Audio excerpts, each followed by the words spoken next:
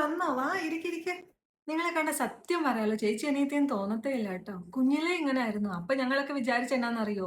വലുതാകുമ്പത്തേക്ക് ചേച്ചിനെ പോലെ സുന്ദരിയായിട്ട് വരുമെന്നാ വിചാരിച്ചത്. പക്ഷെ മാറ്റമൊന്നുമില്ല. അങ്ങനെ തന്നെ ഇരിക്കുന്നു. ചേച്ചീനെ അന്നേ കാണാൻ എന്ത് ഭംഗിയായിരുന്നെന്നറിയാവോ? ഇങ്ങനെ നല്ല വെളുത്ത് തൊടുത്ത സുന്ദരി ഒരു കൊച്ചായിരുന്നു. കണ്ടിട്ട് ഇപ്പൊ എത്ര വർഷായല്ലേ? ഞാനിപ്പോ ചേട്ടന്റെ അടുത്ത് പറയുവായിരുന്നു നിങ്ങൾ വരുന്നുണ്ടെന്ന് പറഞ്ഞപ്പളേ. ഈ കളർ വെക്കാൻ വേണ്ടിട്ട് മരുന്ന് എന്തെങ്കിലും നോക്കാൻ മേലായിരുന്നോ കൊച്ചേ? ഒന്ന് നോക്കി ചേട്ടാ. ഞാൻ പറഞ്ഞില്ലേ അതാ ഞാൻ പറഞ്ഞ പിള്ളേര്.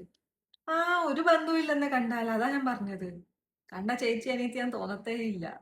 ഇതിപ്പോ പുറത്തുനിന്ന് ആരെങ്കിലും കണ്ട ഈ കൊച്ച് വേറെ ഏതോ കുടുംബത്തിലാന്ന് തോന്നത്തില്ലേ? അതാ ഞാൻ പറഞ്ഞത്. മോളെ യൂട്യൂബിലൊക്കെ വീഡിയോസ് ഒക്കെ കാണാറുണ്ടല്ലോ ആന്റി കളർ വെക്കാൻ വേണ്ടിട്ട്. അതൊന്നും പരീക്ഷിച്ച് നോക്കിയിട്ടില്ലേ? മോൾ എന്തായാലും പോകുന്നതിന് മുന്നേ വാട്സപ്പ് നമ്പർ ആന്റിക്ക് തന്നിട്ട് പോട്ടെ. ആന്റി എന്തെങ്കിലും വീഡിയോ കണ്ട് അയച്ചു തരാം. അതൊക്കെ ഒന്ന് ട്രൈ ചെയ്ത് നോക്ക്. ചിലപ്പോൾ ശരിയാവുമായിരിക്കും. പിന്നെ മോള് കുറച്ച് ഫുഡൊക്കെ ഒന്ന് കൺട്രോൾ ചെയ്യണേ. എന്നാന്ന് വെച്ചാൽ ഇച്ചിരി തടി കൂടുന്നുണ്ട്. ചേച്ചീന്റെ അത്ര മതി. ചേച്ചിനെ കണ്ടില്ല അത്രയും മതി. പെൺപിള്ളേർക്ക് അതാ മോളെ ഭംഗി. അതിലും കൂടുതലേ ഒരു വൃത്തി ഉണ്ടാവില്ല പിന്നെ കാണാൻ. എന്തായാലും കല്യാണപ്രായമൊക്കെ ആയി വരുമല്ലോ. ഇതിപ്പോ ചേച്ചിയുടെ കല്യാണം ആയില്ലേ? നീ ഇപ്പൊ അടുത്തത് നീയാ.